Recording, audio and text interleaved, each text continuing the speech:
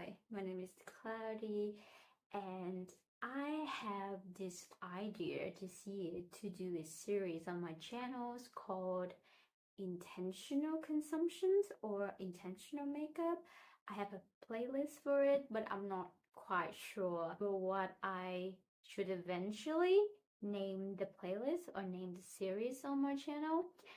I was just thinking of the way that I have spent my money throughout the years, not only on makeup, but on other things that I feel like they might have fulfilled my life, like clothing, like bags, shoes, accessories, and other things like some trinkets in my life, if you will. And I was thinking, what is the real value of those things, of the things that we bought, of the things that we use to decorate our life, to accessorize our life? Are they all worth it? And I want to sit down, break down the ideology between money and value, and how we impose such emotional and sentimental values on those subjects to justify our decisions to put our money towards them, and whether we should or should not buy them eventually. That's my reckon when I decided to create a series, and I already did a video, and I think I'll put that video in the series, like in the playlist as well. So I wanted to buy some makeup, for example, but I refused to do it. Instead, I retest or actually pull out some products that I have not fully tested in my collection, and I'll pretend that, oh, I have a full face of new makeup. So I will leave that video up here if you want to check it out. So the whole idea of the series is something similar to that.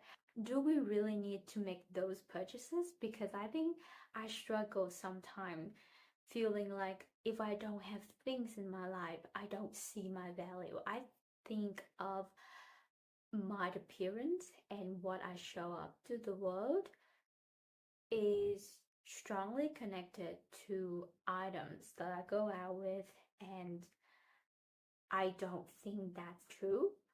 But in a way, I feel like it's fundamental for us to have physical expressions of who we are. And I don't want to make it like a statement of rebellion, because I don't think that's the person I am. Like getting a tattoo. I would never get a tattoo. I think that's such an exaggeration of wanting to do something, but then you refuse to eventually do it. Instead, you slap a label on your body. And I think people can have different opinion about getting a tattoo. That's just mine. But I'm not totally innocent of that. I guess growing up, I have fallen for other substitutes of trying to find a way to express myself rather than being who I truly am, and just do the good work in the world and try to help people by being who I am. I have found ways, like tangible and creative and superficial ways, to tell the world who I am. I buy expensive things, I buy a lot of makeup, I wear sun outfits when I go outside. But now, while I'm approaching a new stage in my life, I'm gonna have a new job coming next month, and that itself is a reward, also a challenge. After years and years staying at school and getting my bachelor and master degree in engineering, it's a time for me to reckon my relationship with money, because now in the next few months I'm gonna have adult money. I'm gonna actually earn money with my full-time position, and I don't want to fall into the trap of inflation. What's it called? Lifestyle inflations. When you start to have more money, you start to be a little bit reckless about where you should put your money. Like, I think I'm better than that, and I want to create this series focusing on that topic. A long story short, today I'm going to share with you some items, some possessions in my collections. On one side, there are something that's luxury, that's expensive. But on the other side, I have other things that didn't cost me as much. They are more affordable, they are more accessible, but I love them equally because there are pros and cons in all of them. And I think it's eye-opening just to see that, to see in a way you can love something expensive, but you can also love a counterpart that is much less expensive. So may I introduce you the inspirations of the entire video? I have the two perfumes with me. This is the Zara Fruity perfume. Zara, they have a lot of perfume. Like, if you don't know, Zara is a clothing company, but they occasionally come out with perfumes, and I think they had a makeup line. I'm not sure if that still exists though. Maybe I should check it out. Now, this is a video about intentional buying, and I mean, I'll check it out, but let's leave that thought behind us. Sorry, this video is about this perfume. This is Zara Fruity. I got in Vietnam a few years ago, and this is my most worn perfume in my collections. I have around 10 perfumes for myself, and I can tell you this is my signature scent.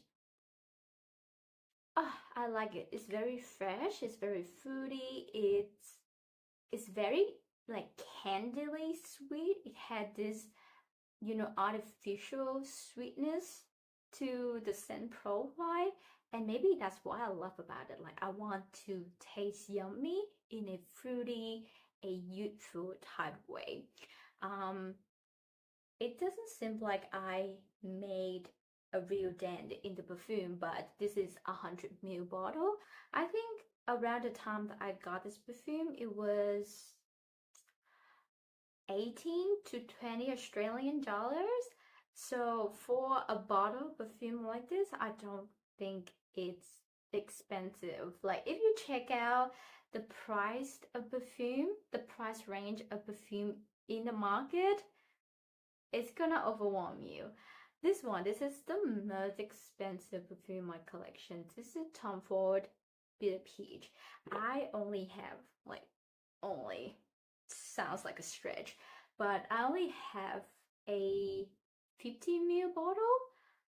This is luxury. This is so nice. Like, every time I pick it up, I have this gushing feeling of fear that I would drop it, because this thing costs around $500 more than 500 Australian dollars, and that's mind-boggling. I would never have that money. But like I said, things could change. I will earn a full-time income soon. So maybe my perspective at that time about this perfume might change. I don't know, but in 2023, sounds like a while ago, my family visited me in Australia. We went to Melbourne, and my dad actually got me this perfume. And I'm very grateful. I've been wanting this perfume for a while. Like, I went to David Jones and Maya like multiple times in the past just to sniff this perfume. That's the closest I had been to this perfume. So by the time that he got me this, I was like, I mean, me and my family, we had a complicated relationship, but with my parents, and especially my dad, he's an Asian man. He doesn't know much about emotional expressions and emotional caring, but whatever he could give me and whatever he can do to care for me, he would. So when I told him that I love this perfume, like, I sniffed it multiple times at the store, I would never imagine that I could get my hand on this. He got me this because I guess Yeah, it just things that parents do. Emotionally, I have such strong connections towards these two perfumes. I don't think they are very far off from each other in terms of quality. This one is definitely long lasting. With one spray, it's gonna last you for days. I can guarantee that. But this one, I don't wear perfume to make them last on my body. Like I want to take a shower and I want to smell like myself. I don't use perfume to define myself in that way. So at the end of the day, perfumes for me are just enjoyable toys. I want them to be on my body temporarily and I want to control how long they're gonna last. This one is annoying as a sound. It's too long lasting on my body. And I love the scent. This is fruity but elevated, but like luxury. It has a kick to it that makes you a little bit edgy. It smells exactly like bitter peach. Like if you can imagine a peachy scent and if you can make it bitter, I love it. I love the name and I love how it smells exactly like the name, but it could be too strong in the way that it sits on my body. I feel like, this is a special event kind of perfume. This one I can wear on a daily basis.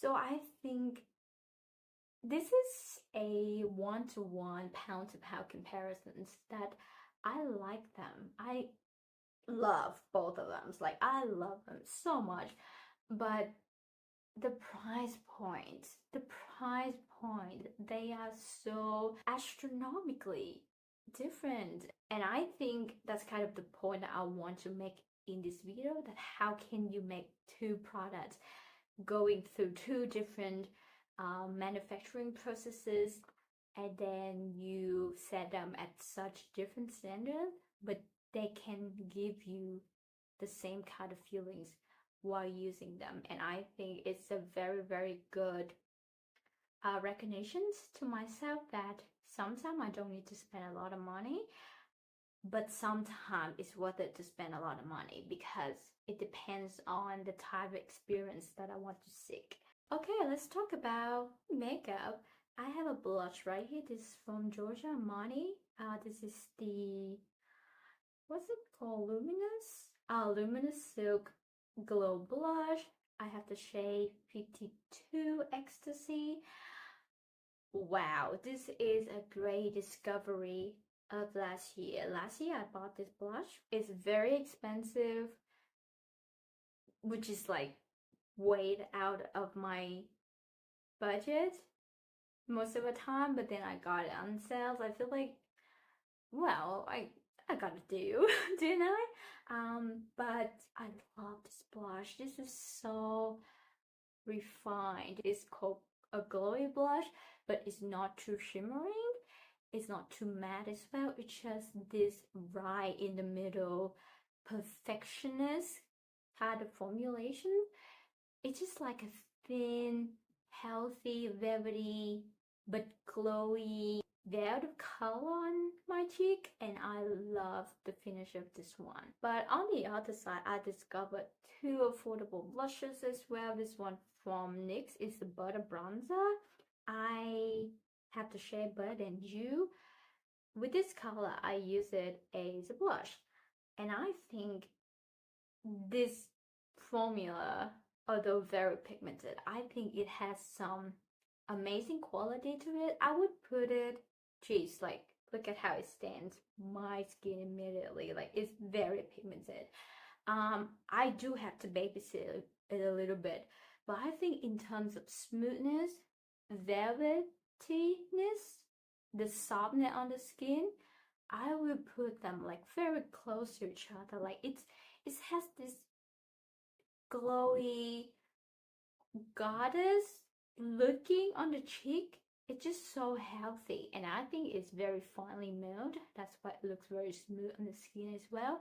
I do have to be very careful.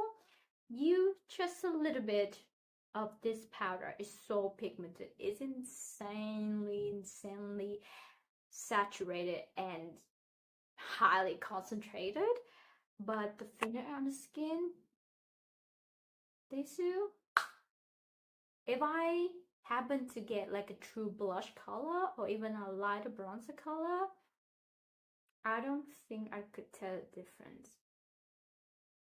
But because this is more pigmented, in a way this is more long lasting. Another one, this one is even more affordable than the next one. This is from the brand Julian. I tried to learn how to pronounce the name, but it's a name. This color, geez, I adore the formulations as well as the color. They have a bunch of colors in this line, and they have like up to 60 different colors, and for a while it's gonna give you a headache. But then if you can pinpoint the type of undertone, the type of saturation that you want, the color profile that you want, you can pick one, and you spend like $5 on this blush, and it's amazing. It's so sheer.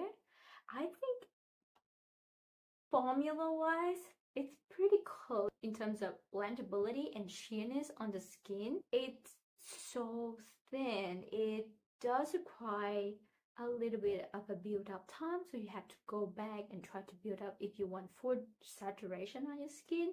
But overall it's just great. It has this yummy mauvey cool tone. It looks so natural. It just looks a bit pale. It looks a bit washed out, but in a cool and edgy way.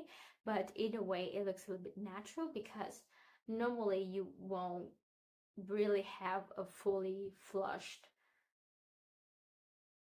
cheeks, right? Like unless you are overheated or there's something going wrong with your body. Normally your skin would have the most natural, the most subtle flush, and this one, if you get the right shade, you could get that flush. So I think I don't mind spending a money for the blush. Like, I think I got it on sales. I think it's still an approachable price for a blush like this. But then at the same time, you have these, and these are amazing as well. So I think it depends. Like if you want this aesthetic, you can go for it. But if you want this packaging, like it's just a different style of aesthetics. I don't think it is bad. I think it's cute enough. And if you want this like chancy, cutesy kind of packaging, you can go for this. So you have everything at every price point. I don't have the expensive versions of this group of products with me. I gave it to my mom. It's the Dior lip glow. It's the, you know, very, very famous cult favorite lip balm. I just said that I gave my mom that. Actually, she bought it, each of us one of that lip balm, and then she used up hers. And because I have a lot of lip balms, so I haven't finished that one yet, but I gave it to her, and she, because she doesn't have a large collection of lip balms, that's why she used up her lip balms and then she moved on to the next one. I have to rotate around my lip balm collections. That's why I guess, okay, I love that lip balm, but I don't need it. So I gave it to her, and I think she already finished it. And I think it's a great one. It's such a high-end feeling. Like when you, just the packaging, just, you know, Dior packaging, 10 out of 10. And it has this, I think, pH adjusting, pH color changing quality to it. I could be wrong, but then because the balm itself, as far as I remember, is colorless, and then when I apply it on my lips, it has a plumbing, tingly sensations, and it turns my lips into this pinkish color of any pH adjusting product. That's why I was thinking it has some, yeah, that's some dye in it. And I love it. It just makes my lips feel so smooth. It feels in the life. It plumps my lips. I love the feeling of it. But then I don't have it anymore, and I I have my Nivea lip balms. Like I have multiple of them. These right here are just the examples and they are amazing as well. They don't have that luxury feeling. They are thinner, they are less balmy, but I love these. Like I have an extensive collections of Nivea lip balms. I have like 7 of different colors, different flavors, different formulation, overnight care, the pink one, the red one, the purple one, the original one. I have nearly all of them. And I was like, I pay less than $3 Australian for each of these. I got them on sales. So what is I really wanted to get back to that dual lip glow because I can still imagine myself using it and it just feels really nice in terms of that luxury feeling. But these are ace grade. So I guess I'll stick with them for now. Like if I go through a few of them already and then I reckoned now I want to try that lip glow again, I could definitely purchase one. Maybe waiting for a sale, or this time I could try. I think that line they have tinted lip balms as well. So the same formulation, the same component with a tint. Maybe that's when I reckon I could get back to it. But at the same time, I have these and the colors, tints in this product, and I also like the hydration that they give me as well. So it's like that. Like when you use up the expensive versions and now you have a good, solid, amazing, affordable versions of the thing that you like, just less expensive. It was like, is it really worth it to get back to the expensive one? Hi, and welcome back to the video.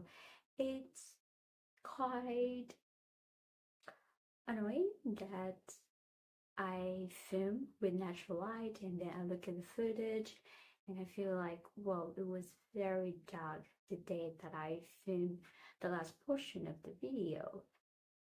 And particularly when I have to film during a particular time of the day so that you guys won't hear the construction noise from the opposite building. So I hope it won't be annoying for you to keep seeing me changing outfits and potentially changing frames. But continue with what we left from the last portion of the video. I actually didn't plan to mention these 2 products in today's video, but then I was thinking of filming a video of if I could only keep 10 lipstick in my collections. I have a big lip product collections. To narrow it down to 10, only 10 products, including all of the lip categories, it's wild. I stumbled across this lipstick. I initially wanted to put this in my top 10, so it's a spoiler, but now I'm not sure anymore because it's kind of expired. It's the Maybelline, the Powder Matte Color Sensation lipstick, so it's the powder matte formula. The version of this bullet lipstick that is still available in Australia is the color cream or something, so it has a creamy shiny kind of finish. This one is very matte and I have in the shade Toasted Brown. This is my most used lipstick in my entire collection and I was so sad. Like I said, it's expired. It doesn't have that vanilla, kind of sweet vanilla birthday cake scent of Maybelline lipsticks anymore. I had one that's a little bit newer and it has the exact same smell. But now this one, I think it smells like crayon and it's bad. This is so beautiful. This is a neutral brow that's leaning not too orange, not too pink either. So I think it's just a solid neutral brown on my complexions. It might be a little bit too warm, like if you see it in the bullet like this, it might be a little warm for you if you have cooler complexions. But to me, it's just right on the middle of the road. The intensity of the shade is also pretty mid, so not too dark, not too pale, not too nude, not too brown. Like everything is that perfectly average, kind of on the spectrum of everything. I was so sad that when I pull it out and then I sniffed it, and it was like, no, no, no, no, no, no, no. I need to find a replacement for it or like an alternative for it. Like I've been scouting the internet just to find maybe a similar color, but I want these formulations. I want this lightweight, a bit moussey, but pigmented matte formulation. And I don't think that brands, they want to do matte lipstick in a bullet form like this anymore, because it's been a tough time for me just to look for the right look based on the photos. So far, I haven't found anything by the look that is very close to this. So I was like, oh, this is such an affordable options. And I now there's just like a fear in me. Like I hate this feeling. I cannot use this lipstick anymore. I have something that's very close to this, but this is unique. The other ones, they are all a bit too orange or a bit too red, a bit too deep, a bit too brown, and I don't have this formulation anymore, so I'm quite sad. This one, I got it the time that I got it. Jeez, but it's old. Like now I try to remember how much did I get it for. I was like, geez, that's like 6 years ago. I still keep it because this is one of my first nude lipstick, and I discovered that, oh, I'm more of a bullet lipstick kind of girl, and I love it up to this day. But then it's old, but it was very affordable. I got it for maybe 6 to 8 Australian dollars at the time. But I recently discovered this Merit Essential Lip. I have the sand version. I have it in the shade Baby. Yep, Baby. This is what I'm wearing on my lips right now, and I feel like this is kind of a different but also a little bit similar version to the Maybelline one. I feel like the finish is a bit shinier. It's also a bit sheerer, so the pigmentation is not as high as the Maybelline one, and the color is different. This is a pale neutral pink with a hint of purple undertone. You know, that kind of lavender undertone. That's a bit blue, that's a bit purple. I feel like it's quite natural on my lips as well. I was thinking like the next time Merit had a set, I would probably get a neutral leaning warm brown from this line. I think they have one, but maybe I'll get one with the matte finish. But I feel like these two are just great, but they are very different in terms of price point, and the packaging is definitely a little bit different. This one is a bit cheaper, it's plastic, this one is heavier, but this one is all like, if you first got this one when this just arrived, I feel like it could look quite a lot like the kind of like sheer see-through kind of packaging. Now that I put them together, I think the tone is quite similar. So the feelings of using these two products are pretty spot on. Identical feeling. Like it just, if I had to rank it based on how much I love the feeling of using these two, it's quite hard for me just to break down which one is better. I genuinely just love them both. I guess this video is already not quite makeup focused, so I just want to like quickly introduce you to the two items I want to mention. I have my MAC Jacobs camera crossbody bag with me. What's this full name? I don't remember. Something like it looks like a camera bag. This is my dream bag. Like I've been saving for quite a while to get this one, and I got it in the color that I really enjoy. It's a mixture between kind of purple, orange, and kind of like pastel, mossy green. It just looks so cool. I love this bag. But I want to introduce you to something that's even cooler. A little croissant bag with me. It's from a Vietnamese brand. I got it in Vietnam. The brand is called Oud. OUI. It has like Japanese letters. Maybe this is a Japanese word. I'm not sure. But look at it. It's so adorable. The problem, also one of the things that makes these bag cute, is that they're all quite small. Like I can barely carry anything with them. So with this croissant bag, I cannot put my phone in it. The bag is just too small for it. And I have like a card holder with me that I put in my some of my bank cards, and it's also attached with my keys, so my house key. So I have that card holder with me. It can barely fit into this bag. It just had little to zero space in here, but it's just very cute. Like I like carrying it around just for it to be cute. And similarly with this Mac Jacobs bag, I wish that I knew it earlier than when I purchased it, that the leather is very sturdy and the structure of the bag is like rigid. So when you open it, this is how much space that you can have to put things in, and they're just limited. It's just limited on how much you can stretch this bag. And I don't think that I have broken in the leather yet, so I think it still have some room for expansions, for like to soften the leather.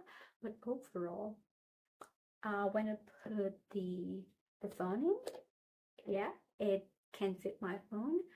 But then if I want to carry like a reusable bag with me when I go shopping, I cannot fit it in here. I would rather just carry a tote bag with me, because with a tote bag you can just stuff things in it. But with this one, like you have to articulatedly put everything in and arrange them in a way that could maximize the carrying space within the item. But then the bag becomes very, very heavy quickly, because like I said, the leather is very sturdy. It could be because the leather is a little bit higher quality, that's why they are more thick. So with accessory items like this, our expectations might not be the same as the actual functions of the product itself. So I pay probably $7, $7 again for this little croissant bag from a Vietnamese brand, and I pay, I don't remember how much, maybe $600 for this Mac Jacobs bag. And I feel like I get the same level of functionality from those two, because it doesn't matter, they cannot hold as much things as I expect them to do. And once again, in terms of the fun and the enjoyment every time I pull them out and use them, I experience the same level. So maybe if you can put aside what the product is actually used for, and then you only focus on how fun it is to use them, I don't think you have to spend a lot of money on an expensive bag versus something that's shaped by a croissant like this. It's just my opinion. Going back to our usual conversations surrounding makeup, I have this Ether Beauty Amethyst palette. This is a long discontinued palette. I think the brand is still there, but I don't think that they will bring back this palette. It's been a while already. I got this palette probably 4 or 5 years ago. I think 5 years ago, around the time that it was in the process of being discontinued, I got on sales on Sephora US. And this is Australia's Dream That Me palette. It's an Australian brand, very affordable. Got it for $5. This palette, the retail price might be a little bit more expensive. I got it on sale, but Age of Beauty, it's a sustainable, eco-friendly, and ethical brand, so they have higher standards for the process of producing their eyeshadow. That is one of the reasons to justify that price point. I am not sure, like, I'm not sure how much they sell this palette now. I would guess it's around 50 to 60 US dollars. But I'm not sure. And compared to this palette, you can get it on sale in Australia at most places for 10 Australian dollars. So price to price, I think there's a huge gap. But quality wise, I don't think that their formula are the same. But like I said, it's not about how different they are, it's about how similar they make you feel. And I think this is also one of the best examples that you can actually find formula that's a little bit more expensive, a little more unique, with higher quality and more eco-friendly claims in the product. I believe that they said they are actual gemstone crushed into the formulation. So some of the shimmers in the middle, they are infused with crystals. I hope my memory is correct. But the other one, I feel like you just have to use ingredients like mica, and now you have an entire very sparkly foil metallic, a bit duochromic palette. Some of this flecky shade, gee, it's so good, and the matte is so high quality as well. This one, it's more, I think, subtle. It's just more elegant on your eyes, but this one is very pigmented, very youthful, very high impact. So you can find different quality at different price points. But if you are someone like me who haven't formed a solid idea of how the world works, I think I can adapt to both ideas of, oh, this is so expensive, but it's great. It just gives me different things from this one. It's a bit higher in terms of price point. And I think that's a good argument on how we view money. Like I said, it's the money that you spend on a certain product, and it depends on how you view the level of expenses that you manage on a daily basis, also on a monthly basis, on a yearly basis, to determine whether the product is valuable, is precious to you or not. To me, either way, I'm just in my, early stages of having a full idea of this is where I should put my money in, where should I invest my money, where should I save my money, what are all the reasons that I should not spend money on makeup or like other things. And I think this idea is a good practice for me to think of the value of products like that. They are just things in my collection, and if I can adapt myself to feel the same way about them, well, should I spend less on them or should I spend more to find a difference with the same level of excitement? You know what I mean? So it's a practice. I'm still practicing doing it, and I hope I can be a little bit clearer in the future. And finally, it's not makeup, but it's a large category. It's books.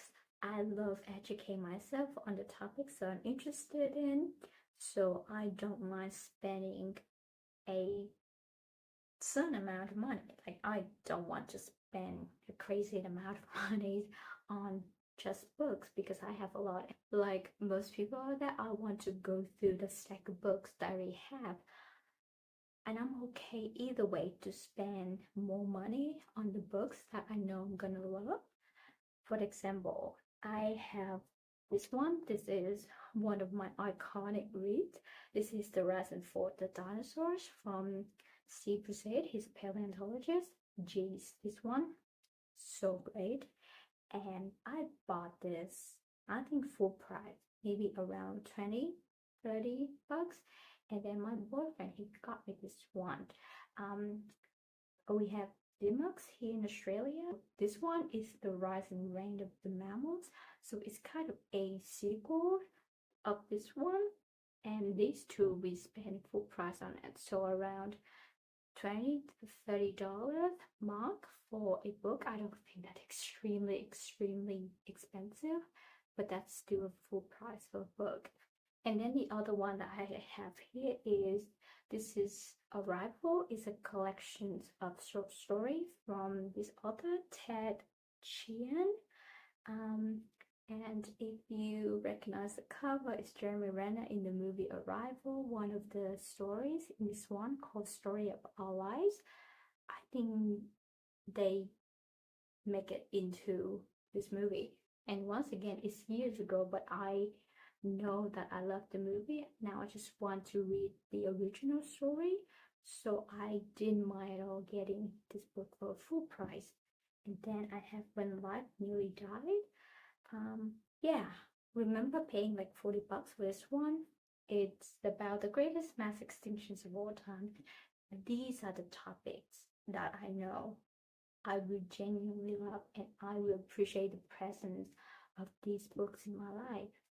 That's why I don't mind paying whatever money that they said the books are worth for just the experience, because the value of the books is the content, and you have to have the access to the content to fully understand whether the value is up to what you want them to be. So I think whatever they say, how much the books are worth, that's how much you need to pay for it to get the understanding, also the value of the product, like a book.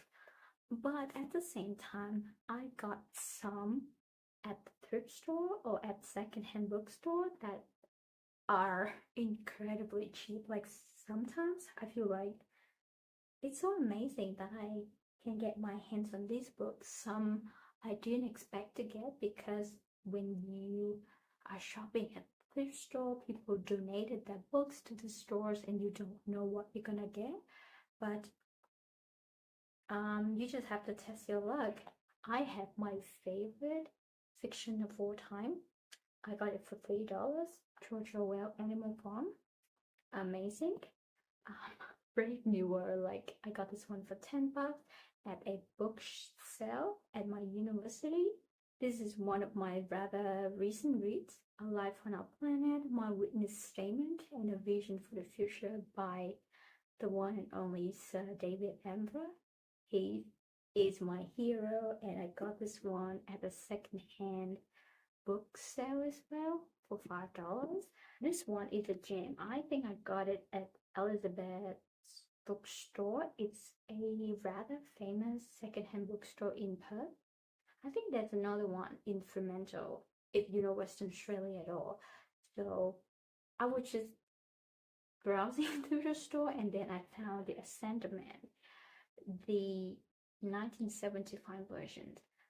The Ascend Man from Vernowski. This is like the coolest find that I have ever get my hand into. It's the hardback kind of like leather cover, kind of one of the first published of this book.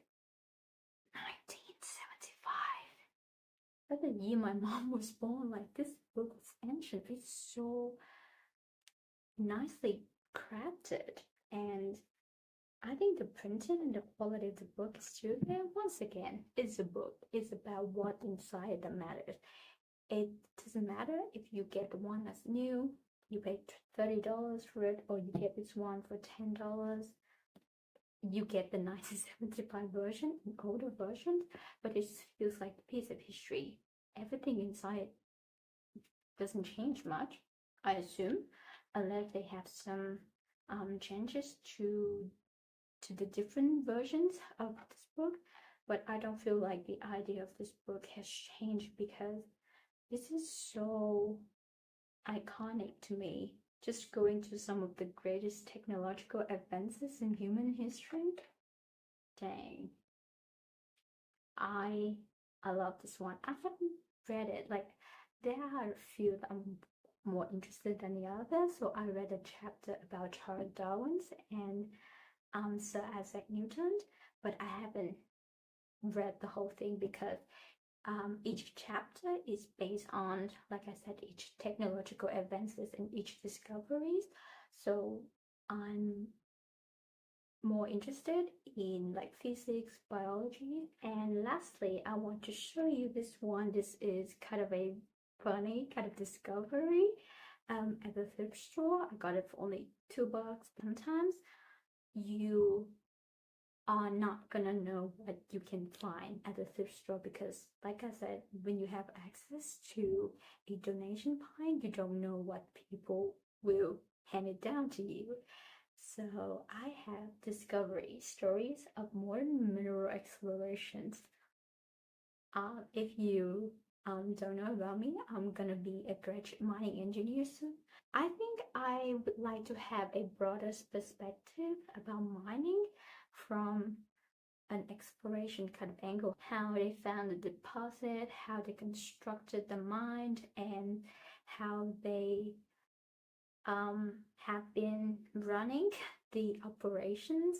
And this book, it was written in the 80s, around the time a lot of big mines in Australia was started. So it it was just cool. Like I said, when you go there and you find a book and you feel like, oh, this book probably it has been sitting there for a while because no one would have been interested in a mining and a mineral exploration history book, but then I can find it because I can see the value in this book.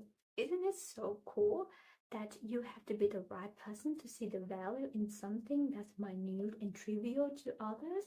I think it kind of sums up the idea of the entire video, also my intentions of doing more videos like this on how I see the values in my products, in my makeup collections, in my clothing collections, in my closet, in my accessory collections, differently from the others might do.